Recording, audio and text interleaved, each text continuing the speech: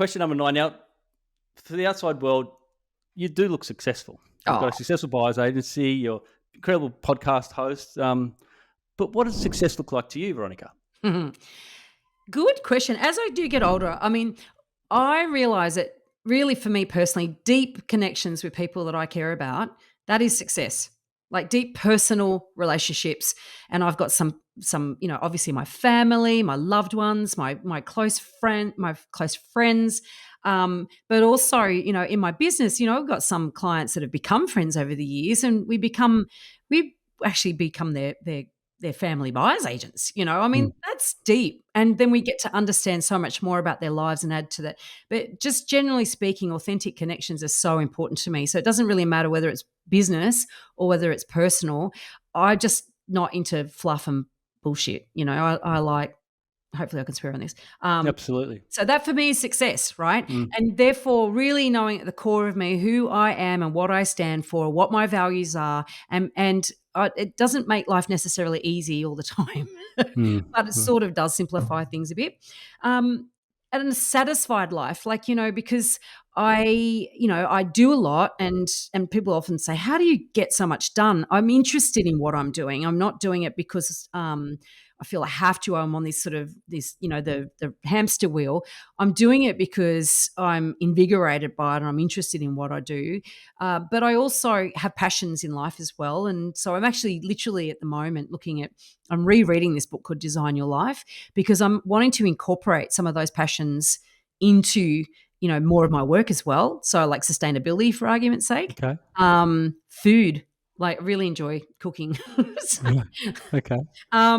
So it's around doing what I love, and I'm fortunate enough that my work, I'm able now to spend a lot of time thinking about sort of coming up with new content or more ideas of different ways of looking at things, different ways of helping people make decisions and frameworks and stuff like that.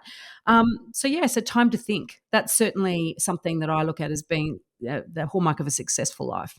It's most of the, no one's actually said, XYZ money or whatever. A lot of the answers that I've got from this has been family and connections, and it makes sense, especially I guess as you get older. Like once you've got money, you it's more about your family, friends. Like I've got a group of friends, believe it or not, still from school, which I'm pretty proud of, and there's about 40 of us that catch up once a year, and that's from like high school. And one of our friends passed away recently from suicide, so we've made a pact that every first game of the NRL, we're going to get together, and it's just going to grow and grow and grow, and it's just all school friends, and that's, for me, a sign of success, just having that many school friends still as friends. Yeah, that's pretty impressive.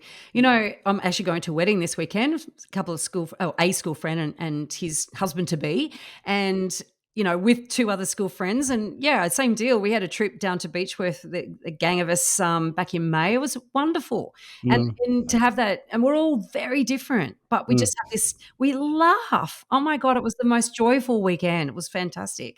But I think too, it's funny what you say about the money.